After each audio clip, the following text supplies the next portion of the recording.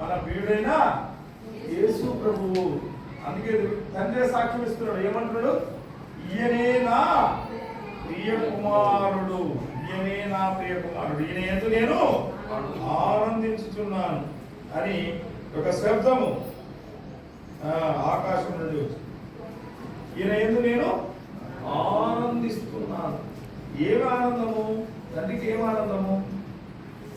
ఈయన ద్వారా సర్వ సృష్టి, సర్వలోకం, సర్వ మానవాళి రక్షింపబడతారన్న ఆనందం. అది ఆయన ఆనందం. నా దగ్గరకు వచ్చేసింది, బాప్తిజం అయిపోయింది, ఇంకా దేవుని కార్యం జరగాల్సిన సమయం వచ్చింది కాబట్టి దేవునికి ఆనందం. తండ్రి ఆనందపడుతున్నాడు. నా కుమారుడు, నా ప్రియ కుమారుడు, ప్రియ కుమారుడు అని చెప్పి ఆనందపడుతున్నాడు. పరలోకములో దేవునితో సమానుడుగా కూర్చొని ఉన్న ఆ కుమారుడు తండ్రి కుడిపార్శ్వమును విడిచిపెట్టి మనందరి నిమిత్తము ఆయన ఈ భూలోకానికి దిగి వచ్చాడు. ఏమీ లేనివాడుగా, రిక్తుడుగా, రక్తమాంసంలో పాలివాడుగా వచ్చాడు. ఫిలిప్పీ 2:6 ఒక మాట చూడండి. ఫిలిప్పీ పత్రిక 2:6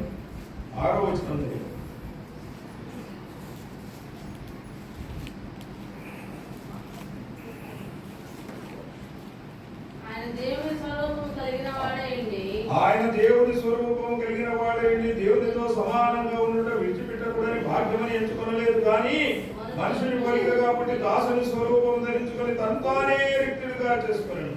ఏమంట? మరియు ఆయన ఆకాశమందు మనుషుడిగా కనబడి మరణము పొందినంతగా, అనగా శిలో మరణము పొందినంతగా విదేశ చూపిన వాడి తన్ను తాను తగ్గించుకున్నాడు.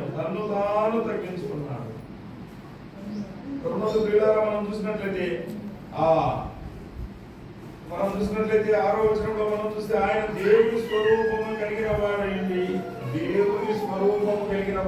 దేవునితో సమానంగా వ్యక్తి కూడా విడిచిపెట్టకూడని భాగ్యమని ఎంచుకోక ఏమీ లేనివాడుగా, రిక్తుడుగా, రక్తమాంసంలో పాలివాడుగా ఆయన ఈ భూలోకంలో జన్మించాడు.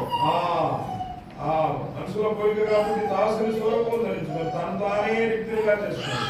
మనుషునిగా పుట్టాడు, దాసునిగా తను తాను తగ్గించుకున్నాడు. ఎలా తగ్గించుకున్నాడో మనందరికీ తెలుసు. ఎలా తగ్గించుకున్నాడు?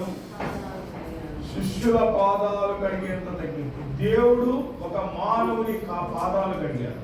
అది ఎప్పుడు మనం మర్చిపోకూడదు. మనం అనుకుంటాం మనమే గొప్పవారం అనుకుంటాం. మనం ఎప్పటికేమనుకుంటుంటాం?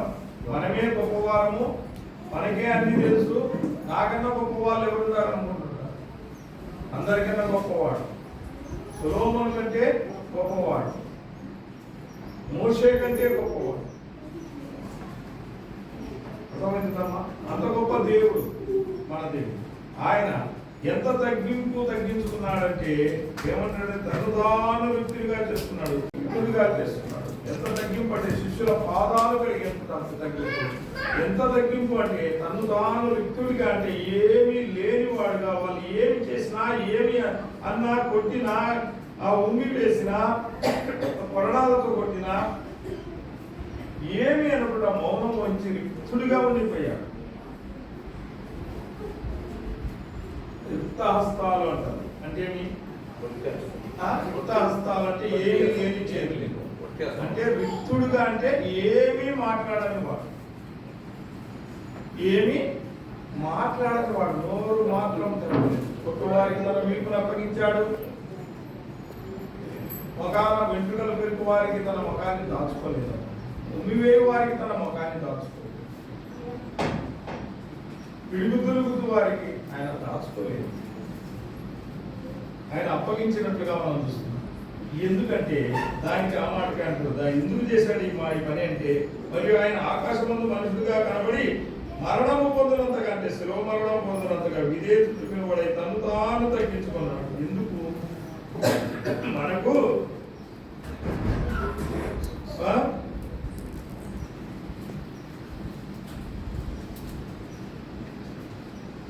ఎందుకంటే 10వ వచనంలో ఉంది కదా, భూమి మీద ఉన్న వారిలోనే, అందుచేత పరలోకమందున్న వారిలో కానీ, భూమి మీద ఉన్న వారిలో కానీ, భూమి పైన ఉన్న వారిలో కానీ ప్రతి వారి మోకాలు యేసునామమున బొమ్మునట్టును, ప్రతి వారి నాలుకయు తండ్రి అయిన దేవుని మహిమార్థమై యేసుక్రీస్తు ప్రభువుని దేవుడు ఆయనను అధికంగా హెచ్చించి ప్రతి నామములకు పైనామమును ఆయనకు అనుగ్రహించాడు. ఆయన్ను మహిమపరిచేదానికి, ఆయన స్తుతించేదానికి ఆయన తన ప్రాణాన్ని సైతం ఆ కలువరి శిలువలో పెట్టినట్లుగా మనం చూస్తున్నాం. దేవుడిని, తండ్రిని మనం ఏం చేయాలా? మహిమపరచాలా, ఆయన ఘనపరచాలా, ఆయన స్తుతించాలా. ఎప్పుడు కనపరుస్తామంటే మనం కానీ దేవదూతల వంటి వారమని ఏమైనప్పుడట దేవదూతల వంటి వారం అయితేనే మనం ఆయన స్తుతిస్తాం, లేకుంటే స్తుతించాం, నది పెట్టాం. అసలు దేవదూతల వంటి వారం అంటే ఒకసారి చెప్పాను అన్నమాట. దేవదూతల వంటి వారం అంటే ఆది కాండంలో కోరుకున్న జీవవృక్ష ఫలం. ఆది కాండంలో ఏం కోరుకున్నాడు మానవుడు? జీవవృక్ష ఫలాన్ని కోరుకున్నాడు. తినవద్దన్న పండును తిన్నాడు. అదే పండుది మంచి చెడ్డలను తెలియజేసే పండు. అది మంచి చెడ్డలను తెలియజేసే పండును తిన్నాడు. తినవద్దు అని చెప్పిన పండును, ఆ తోట మధ్యలో ఉన్న ఆ ఫలాలను తినవద్దు అన్నాడు. ఆయన మిగతావన్నిటిని తినమన్నాడు. అవన్నీ కానీ చాలా శ్రేష్టమైన ఏం చెప్పాడు. అయితే తినవద్దు అన్న పండును తిన్నాడు. అది ఆ తిన్న పండు ఏందమ్మా? జీవవృక్ష ఫలం. ఇది మంచి చెడ్డలని ఇచ్చే పండు. మంచి చెడ్డలు ఎప్పుడు తెలిసినాయో దేవుడికి అర్థమైపోయింది. వీడికి మంచి చెడ్డ తెలిసిపోయింది అంటే వీడు బట్టలు లేవనేది తెలిసిపోయింది, వీడు ఏది ఏమన్నది తెలిసిపోయింది. ఈ చెట్టు ఏంది, ఈ చెట్టు ఏంది, ఈ వాయ ఏంది, ఇది తింటే పులుపు ఉంటుంది, ఇది తింటే ఉంటుంది అనేది తెలిసిపోయింది. మానవుడికి మంచి చెడ్డ అనేది తెలిసిపోయింది. కాబట్టి ఇప్పుడు వీడు, ఈ మానవుడు ఏం చేస్తాడు? జీవవృక్ష ఫలాన్ని తీసుకొని తింటాడేమో అని ఏడంటాడు? ఆది కాండము 3వ అధ్యాయం 21వ వచనంలో అంటాడు, జీవవృక్ష ఫలాన్ని తింటాడేమో అని ఏం చేశాడు? బయటికి దాన్ని వేశాడు. పనికిరావు, నువ్వు మరణానికి కొని తెచ్చుకున్నావు, నువ్వు పనికిరావు నా దగ్గరంగా, నువ్వు బయటకు వెళ్ళిపోవు. ఈ మానవుని మళ్ళా ఆయన ఏం చేశాడు? ఎన్నో రకాలుగా పాత నిబంధన గ్రంథంలో మనందరికీ తెలుసు, నోవహు కాలంలో మొత్తాన్ని తుడిచి వేశాడు, ఒక కుటుంబాన్ని మిగిలించాడు. ఆ తర్వాత ఆ కుటుంబం ద్వారా మళ్ళా సర్వ సృష్టి మళ్ళా అందరూ మళ్ళా పుట్టారు.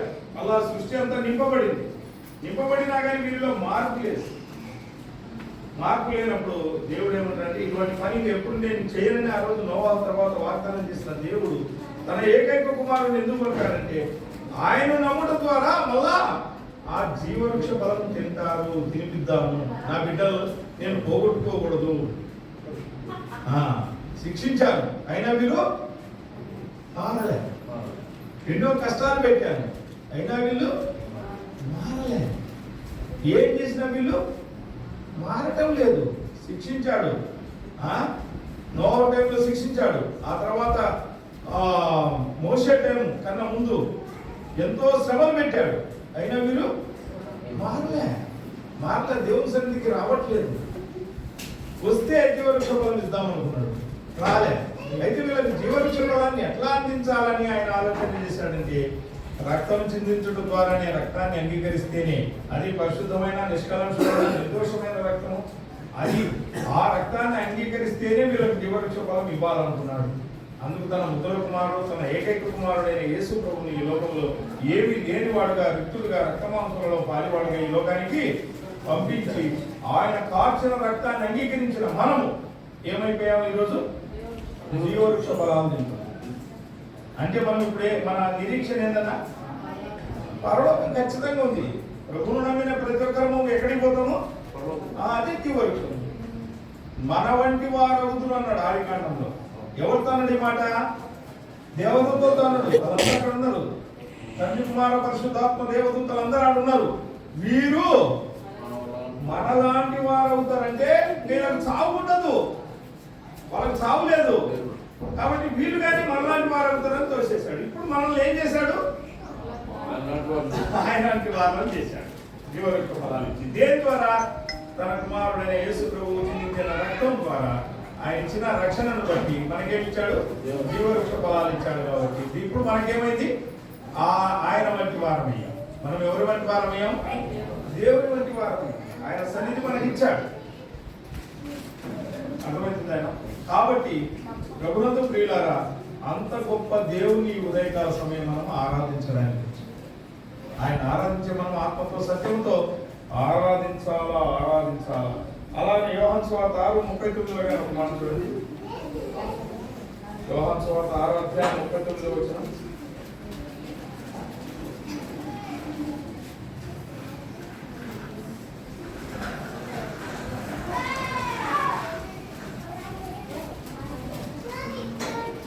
ఆయన నాకు అనుగ్రహించిన దానిని అంతటిలో నేనేమీ పోగొట్టుకొనక అంత్యదినమున దానిని లేపుటయే నన్ను పంపిన వాని చిత్తమైనది. అంత్యదినమున లేపుటయే మనల్ని లేపి, అంత్యదినములలో మనల్ని లేపి ఏం చేస్తానంటాడు? లేపి పంపిన వాని చిత్తము. ఆయన పంపిన, దేవుడు పంపిన ఉద్దేశం ఏంటి అనేది ఏం చెప్తున్నాడంటే, దేవుడు పంపిన ఉద్దేశం, కుమారుని దేవుడు పంపిన ఉద్దేశం ఏమంటే అంత్య దినాల్లో మనం కానీ లేపబడి ఆయన సన్నిధికి వెళ్ళడమే, ఆయన సన్నిధిలో ఉండడమే. ఇది ఆయన చేసిన గొప్ప కార్యం. దీన్ని బట్టి మనం ఏం చేయాలి? ఆయన్ను ఆరాధన. మనకు ఎవరికి లేని నిరీక్షణ మనకి ఇచ్చాడు. ఎవరికి లేని గొప్ప నిరీక్షణ మనకు కలగజేసిన దేవుడు. నిజమే, ఎవరికి లేదు ఈ నిరీక్షణ. ఒక క్రైస్తవులకు మాత్రమే ఈ నిరీక్షణ ఉంది. మనము ఒకవేళ చనిపోతే ప్రభు సన్నిధికి వెళ్తాం, ఆయన సన్నిధిలో ఉంటామన్న నిరీక్షణ. తర్వాత మన ముందు తరాలు వెళ్ళిన వారు అందరినీ మనం ఆడ పరలోకంలో కలుసుకుంటాం. అంత గొప్ప నిరీక్షణ ఇచ్చిన ప్రభువు మనం ఈ ఉదయకాల సమయం ఆరాధించడానికి వచ్చాము. వీడైన కుమారుని మనము ఆరాధించడానికి వచ్చాము. అయితే మనం ఎట్లాంటి వారం అంటే తిరుగుబాటు చేసిన వారం. మనం ఎటువంటి వారము? తిరుగుబాటు చేసిన వారము. తండ్రి దేవుడు ఇశ్రాయేలును గురించి, నేను పిల్లలను పెంచి పెద్దవారిగా చేసింది, వారు నా మీద తిరగబడి ఉన్నారు, వారు నా మీద తిరగబడి ఉన్నారు. యెషయా గ్రంథంలో ఉంటారు కదా, యెషయా గ్రంథం 1వ అధ్యాయం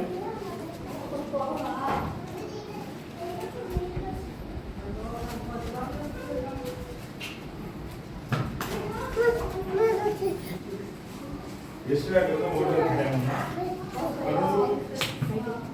2వ వచనం. యెహోవా మాట్లాడుతున్నాడు, ఆకాశమా ఆలకించుము, భూమి చెవియొక్కుము, నేను పిల్లలను పెంచి గొప్పవారిగా చేసింది, వారు నా మీద. మన జీవితం అలాంటిది. ఇలాగే చెప్పాను, మనము తిరుగుబాటు చేసే జీవితం. మనం తిరుగుబాటు చేసే జీవితం. మన 4వ వచనం, పాపిష్టి జనమా, దోషభరితమైన ప్రజలారా, దుష్ట సంతానమా, చెరుపు చేయి పిల్లలారా, మీకు శ్రమ. వారు యెహోవాను విసర్జించి ఉన్నారు, ఇశ్రాయేలు యొక్క పరిశుద్ధ దేవుని దూషింతురు, ఆయనను విడిచి తిరిగిపోయి ఉన్నారు. మనం ఎట్లా ఉన్నాము? ఆయన్ని విడిచిపెట్టి తొలగిపోయిన వారముగా ఉన్నాం. ఆయన విడిచిపెట్టి తొలగిపోయిన వారముగా ఉన్నాం. నిజమే, నిత్యము తిరుగుబాటు చేయొచ్చు, మీరేలా ఇంకనూ కొట్టబడుదురు. ప్రతివాడు నడినెత్తిని వ్యాధి కలిగి ఉన్నాడు, ప్రతి వారి గుండె బలహీనమైన, ప్రతి వారి గుండె బలహీనమైనది. మనం తిరగబడిన వారముగా ఉన్నాం. పాపిష్టి జనమా అంటాడు, పాపిష్టి జనమా, దోషభరితమైన ప్రజలారా, దుష్ట సంతానమా, విననొల్లని ప్రజలు. మనం తిరుగుబాటు చేసిన కుమారుడు, మనం తిరుగుబాటు చేసిన కుమారుడు. ఆయన మాత్రం తండ్రికి ఇష్టమైన కుమారుడు. యేసు ప్రభు మాత్రం తండ్రికి ఇష్టమైన కుమారుడు. ఎలా ఇష్టమైన కుమారుడు అంటే, తండ్రి ఏమి చెప్పాడో అది తూచా తప్పకుండా నిర్వర్తించిన వాడు. అందుకే కదా ఏమంటాడు, ఇబ్రీ పత్రిక 12:2 ఏమంటాడో చూడండి. ఇబ్రీ పత్రిక 12:2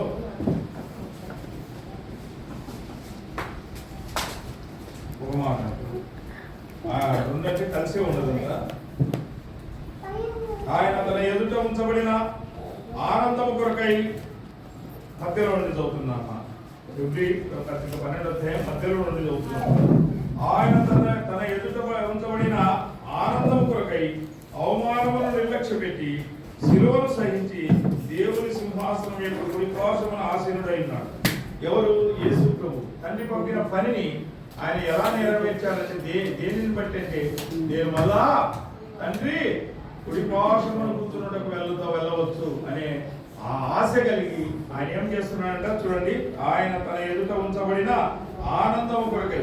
ఏం ఆనందం ఉంచబడింది ఆయనకు తన ఎదుట? తండ్రి కుడి పార్శ్వమున కూర్చుండే ఆనందము ఉంచబడింది అనమాట. ఉంచబడి కొరకై అవమానము నిర్లక్ష్య పెట్టి అవమానించారు, కొట్టారు, ఎన్నో హింసలు పెట్టారు, ఎన్నో బాధలు పెట్టారు ప్రభు. అటన్నిటిలో నిర్లక్ష్య పెట్టి అటన్నిటిలో సహించి ఏం చేస్తున్నాడు? శిలువను కానీ సహించి, శిలువ మరణాన్ని కానీ సహించి. ఎందుకు సహించాడు అంటే దేవుని సింహాసనం యొక్క కుడి పార్శ్వమున ఆసీనుడవుటకు. ఎక్కడ ఆసీనుడయ్యాడినా? నేను చిన్న సమస్యలు వస్తేనే పోగొట్టుకుంటే ఎట్లా? ఆయన కుడి పార్శ్వమున ఆయన ఆసీనుడు అవడానికి ఎన్ని బాధలు పడ్డాడో చెప్తున్నాడు. శిలువ మరణాన్ని సహించాడు, అవమానాలను సహించాడు, నిందలను సహించాడు, శిలువ మరణాన్ని సహించాడు. శిలువలో మరణాన్ని కానీ ఆయన సహించాడు. ఎందుకు నేను సహించాను అంటే నేను నా తండ్రి కుడి పార్శ్వమున కూర్చున్నటకు, నా తండ్రి కుడి పార్శ్వమున సింహాసనం యొక్క కుడి పార్శ్వమున తండ్రి కుడి పార్శ్వమున కూర్చున్నటకు నాకు సమయం ఉంది, సమయం వచ్చింది వెళ్ళడానికి. నేను ఇవన్నీ సహిస్తాను. మరి నువ్వు నేను మనం కానీ ఇప్పుడు మనకిచ్చిన జీవవృక్ష ఫలమును బట్టి మనం ఏం చేయాలా? ఆయన సన్నిధిని ఉంటే ఆ గొప్ప అవకాశాన్ని మనకిచ్చిన ఆ తండ్రిని మనం ఏం చేయాలా? గొప్పగా ఆరాధిస్తూ, స్తుతిస్తూ, గణపరుస్తూ, మహింపరుస్తూ ఆయన సన్నిధికి చేరటమన్న ఆశ, నిరీక్షణ. అదే అంటాడు కదా, ఏమంటాడు? సహించి, శిలువను సహించి, అవమానాలను నిర్లక్ష్యం పెట్టి, ఎటువంటి కష్టాలు వచ్చినా, బాధలు వచ్చినా, వేదనలు వచ్చినా, ఏమొచ్చినా వాటన్నిటిలో సహించి మనం కానీ దేనికి చూడాలి? మనం పందెము ఉంటాము. ఆ నిరీక్షణ, జీవవృక్ష ఫలం తిన్న ఆ నిరీక్షణ, మనం యుగ యుగాలు ఆయనతో ఉంటామన్న ఆ నిరీక్షణ ఇచ్చిన ఆ దేవుని కొరకు మనం ఏం చేయాలా? ప్రాధేయపడుతూ, జాగ్రత్తగా ఉంటూ, ఆయన ఆరాధించి, ఆయన స్తుతించి, ఆయన గణపరిచి, ఆయన మహిమపరిచి, ఆయన పూజించి ఆయన సన్నిధికి వెళ్ళేదానికి ప్రయత్నం. అంతేగాని మధ్యలో సులువుగా చిక్కులు పెట్టి పాపములు ఎన్నో వస్తుంటాయి. వాటన్నిటిని ఏం చేయాలా? తొక్కి పెట్టేయాలి. దేవుడు ఎలా తొక్కాలో బ్రదర్ అంటే కనుక ప్రార్థన ద్వారా వాటిని తొక్కిపెట్టి మనము యేసు ప్రభువు శిలువను ఎట్లాగైతే సహించాడో, నిందలు ఎలాగైతే భరించాడో అలాగ మనం కానీ నిందలు, శిలువ మరణం అంటే కష్టాలే, మనకున్న కష్టాలనే. వాటిని మనం కానీ భరించి మన ముందు ఆ పరలోకం అనే భాగ్యాన్ని ఇచ్చిన దేవుని కొరకు మనము ఆసక్తితో, ఆశతో ఆయన సన్నిధికి వచ్చి, ఆయన ఆరాధించి, ఆయన స్తుతించి, ఆయన గణపరిచి, ఆయన సన్నిధికి వెళ్ళడానికి ప్రయత్నం చేయాలి. అలా కాకుండా దేవుడు ఏమంటాడు? దుష్ట జనాంగమా అంటున్నాడు. ఏమంటాడు? యెషయా గ్రంథము 1వ అధ్యాయము 4-5 వచనాల్లో 6 వచనాల్లో మనం చూస్తే దుష్ట జనాంగమా అన్నాడు. ఏమంటాడు చూడండి. పాపిష్టి జనమా, దోషభరితమైన ప్రజలారా, దుష్ట సంతానమా, చెరుకు చేయి పిల్లలారా, మీకు శ్రమ. మీరు దేవుడిని నమ్మలేదు. అటువంటి ప్రజల కోసం ఆ మహోన్నతమైన దేవుడు, ఆ ఉన్నతమైన దేవుడు తండ్రి మాటను నెరవేర్చిన కుమారుడుగా సూలమితి, మనకు పరమగీతంలో మనం చూసినట్లయితే సూలమితి తన ప్రియుడు ఎంత గొప్పవాడని చెప్తుందంటే, నా ప్రియుడు చాలా గొప్పవాడు అంటే అంతకన్నా గొప్పవాడు. 10,000 మంది పురుషుల్లో కొనియాడదగిన దేవుడు ఆయన మన ప్రభు అయిన యేసుక్రీస్తు. అంత గొప్ప దేవుడిని ఎరిగిన మనం ఆయన ఎంతగానో ఆరాధించాలా, ఆయన ఎంతగానో పూజించాలి, ఆయనను ఘనపరచాలా. తిరుగుబాటు జనమైన మనల్ని ప్రేమించాడు, మాట వినని మనల్ని ప్రేమించాడు, దుష్ట జనాంగమైన మనల్ని ప్రేమించాడు, పాపిష్టి జనాంగమైన మనల్ని ప్రేమించిన దేవుని మనం ఈ ఉదయకాల సమయం ఆరాధించడానికి, ఏదైనా పిల్లలుగా చేసిన క్రీస్తును ఆరాధించడానికి వచ్చాం. ఏమైనా పిల్లలుగా మనం ఇప్పుడు ఎవరిగా చేసి చేర్చబడ్డాం? దుష్ట జనాంగం పోయి ఏమైందక్క? పాపిష్టి జనాంగము, దుష్ట జనాంగము పోయి ఏమైంది? దోషభరితమైన జనాంగం పోయి చెరుపు చేయవారమైన మనల్ని ఏం చేశాడు? ఆయన ప్రేమించాడు, ప్రియమైన వారిగా చేశాడు, ప్రియమైన వారిగా చేశాడు. అదే కదా ఎఫెసీ పత్రికలు అంటాడు చూడు. ఎఫెసీ 5:1 ఏమంటాడు చూడండి. 5:1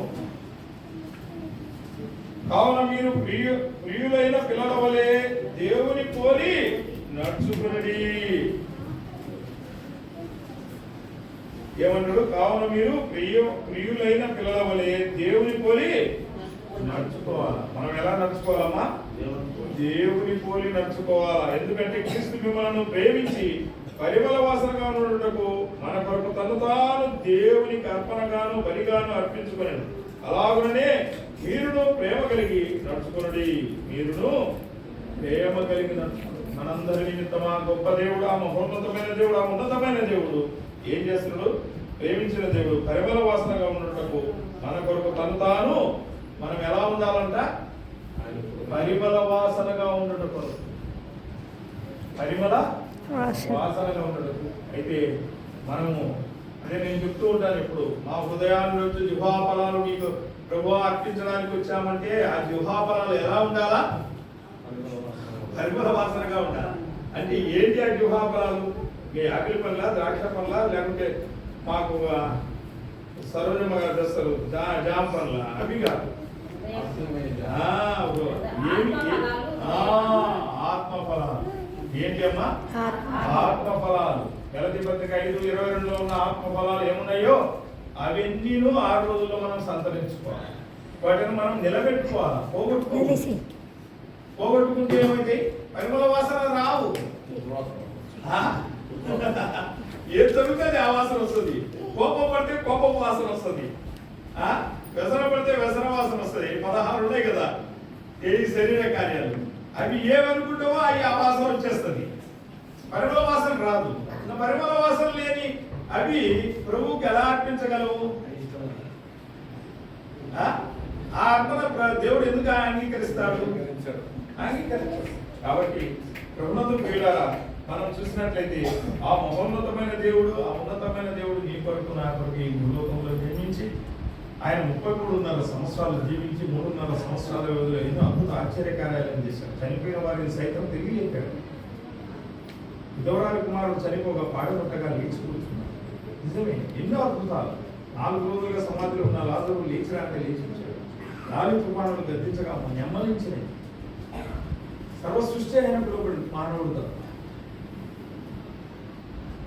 అయితే మానవుని ప్రేమిస్తూనే ఉన్నారు. ఎందుకు? ఆయన ఆకారంలో మనను ఆయన చేసుకున్నాడు కాబట్టి ఆయన ప్రేమ వెదలేనిది. ఆయన ప్రేమను వెలకట్టలేదు. అదే కదా అంటాడు ఎప్పుడు పత్రిక 13వ అధ్యాయం లాస్ట్ వచ్చినప్పుడు ఎన్నిటికన్నా గొప్పది ఏంటంటే ప్రేమ అంటాడు. అన్నిటికన్నా గొప్పది ఏంటి? ప్రేమ అంటాడు. ప్రేమను మించి అంత ప్రేమించాడు కాబట్టి, నీవు నన్ను ప్రేమించాడు కాబట్టి ఆ గొప్ప దేవుడు మళ్ళా మనల్ని విడిచిపెట్టి నిత్య నరకాగ్నికి వెళ్ళకుండా కాపాడుట కొరకే యేసు ప్రభుని ఈ లోకానికి పంపించాడు. ఆయన రాకపోతే మనకు పరలోక రాజ్య వారసత్వం లేదు. ఆయన ఈ లోకానికి వచ్చాడు, ఆయన సెలవులో మరణించాడు. ఇది రక్తం చెందించాడు, సెలవులో మరణించాడు. అయితే లేఖనముల ప్రకారం సమాధి చేయబడ్డాడు. 3వ దినమున లేఖనముల ప్రకారం తిరిగి లేచాడు. ఆయన 40 దినములు ఈ లోకంలో దేవుడిగా నిరూపించుకున్నాడు. ఈ ప్రక్రియ అంతా జరగకుంటే కనుక మళ్ళీ లేదు. ఆ ప్రక్రియ అంతా జరగాలి. ఆయన సమాధి చేయబడాలా, 3వ దినమున లేపబడాలా, పునరుద్ధాన దినం ఈరోజు లేపబడాలా.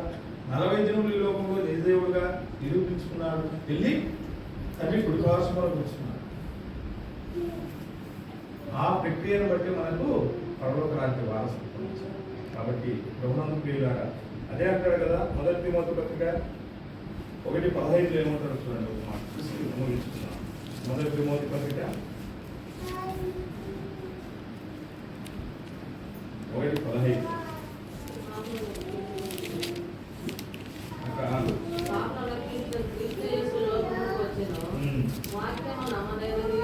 పూర్ణాంగీకారమునకు యోగమైనది అట్టి వారిలో నేను ప్రధానుడను అంటాడు.